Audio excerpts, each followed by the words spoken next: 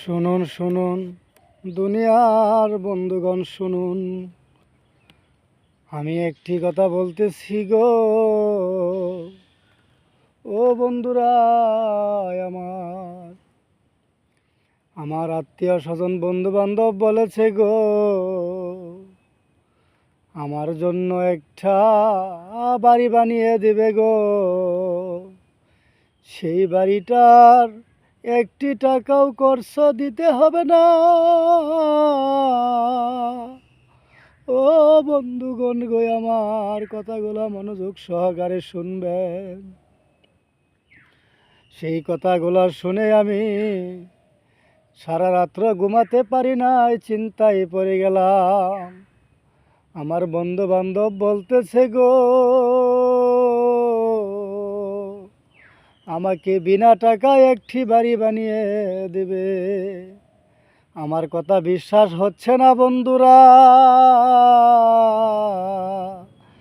আপনাদের জন্য একটি বাড়ি বানিয়ে দিবে আপনার আত্মীয় স্বজনরা গো। ও বন্ধুরা, আমি আমি তো একজন মূর্খ মানুষ। আমি তো এলেম শিক্ষা আমার ভিতরে নাই, কোরআন আমার ভিতরে নাই গো। আমার বন্ধুগণেরা, আমার এই ভিডিওটা ভাইরাল হওয়ার জন্য নাই গো। ও বন্ধুরা, আমি শুধু আপনাদের কাছে একটু দোয়া চাই গো। কি বাড়ি বানিয়ে দিবে আপনারা শুনুন। আমি সারা রাত্র ঘুমাতে পারি নাই, ফজরের আজানের সময় গো। তখন আমার ঘুম ভেঙে গেল, ঘুম থেকে উঠলাম। উঠে চিন্তা করে দেখলাম গো, আমাকে তারা যে বাড়ি বানিয়ে দিবে গো, সেই বাড়ির তো টাকা পয়সা লাগে না। সেই বাড়ির প্রয়োজন শুধু যেমন করে প্রবাসীরা প্রবাসে যাওয়ার জন্য সামান নিয়ে প্রস্তুতি হয় গো। ও বন্ধুগণ, তেমনি করে আপনারা আপনাদের ওই বাড়িতে যাওয়ার সামান নিয়ে নিন। সেই সামানগুলা কি হবে গো আমার বন্ধুগণ? সেই সামানগুলা কি হতে পারে গো? আপনারা একটিবার ভেবে দেখুন। আমি তো কোনো বক্তা না, মাওলানা না গো। আমি একজন মূর্খ মানুষ, নাদান মানুষ গো। ও বন্ধুরা, সেই বাড়ির কথা মনে পড়লে গো, চোখের পানি ধরে রাখা যায় না গো আমার বন্ধুরা। আপনারা সেই বাড়িতে যাওয়ার প্রস্তুতি গ্রহণ করুন গো। সেই বাড়িতে কখন কার জানি ডাক এসে যাবে যাওয়ার জন্য গো। ও আমার বন্ধুগণ, ও আমার কলিজার আত্মীয় স্বজন, আপনারা যে কথা বলেছেন গো, যেই বাড়িটা আমাকে বিনা টাকায় বানিয়ে দিবেন গো, সেই বাড়িটাই আর দুনিয়ার বাড়ি না। এ বন্ধুগণ, আপনারা মনোযোগ সহকারে আমার কথাগুলো শুনবেন গো। সেই বাড়িটা হচ্ছে দরজা থাকবে না, জ্বালানা থাকবে না গো। সেই বাড়িটা 5 তলা 10 তলা নয়। সেই বাড়িটা হচ্ছে বন্ধুরা,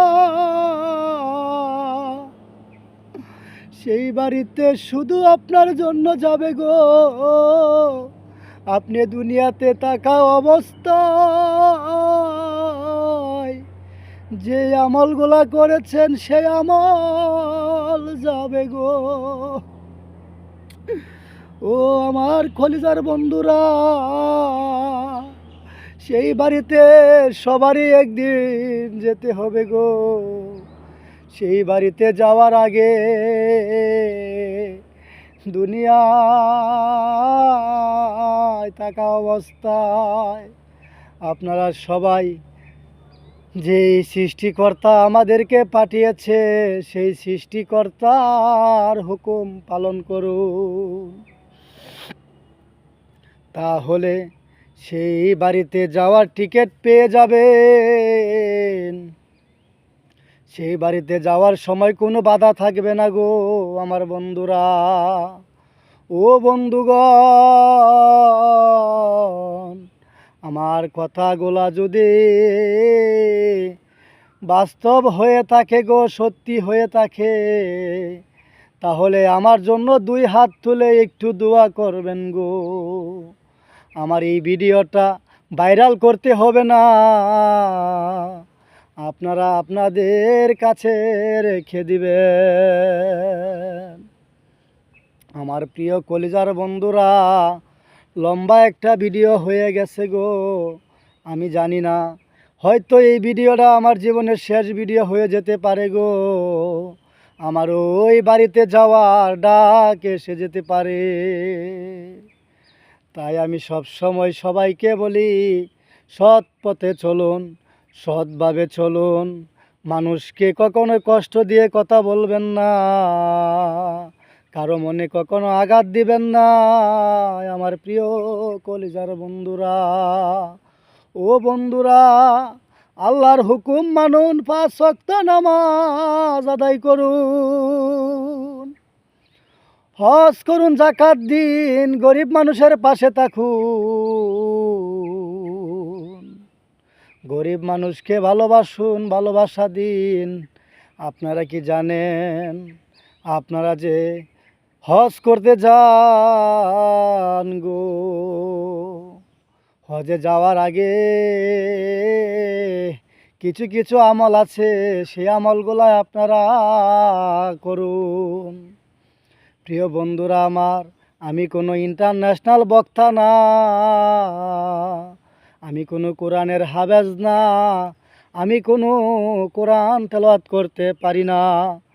আমি একজন মূর্খ মানুষ, আমার ভিতরে কোনো কোরআন নাই।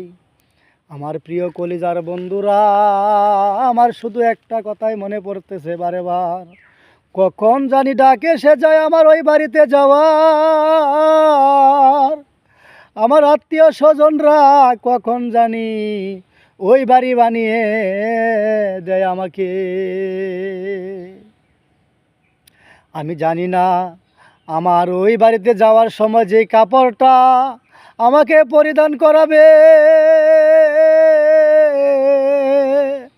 সেই কাপড়টা জানি কার দোকানে আছে গো। ও বন্ধুরা, আমরা কেউ জানি না কোন ইমাম সাহেব, কোন হুজুর, কোন বক্তা, কোন মৌলানা আমাদের জানাজার নামাজ পড়াবে গো। আমরা কেউ তো জানি না। তাই আপনারা সিদ্ধান্ত আগে থাকতেই নিয়ে রাখবেন। এমনকি আপনাকে যেই ইমাম সাহেব জানাজার নামাজটা পড়াবে,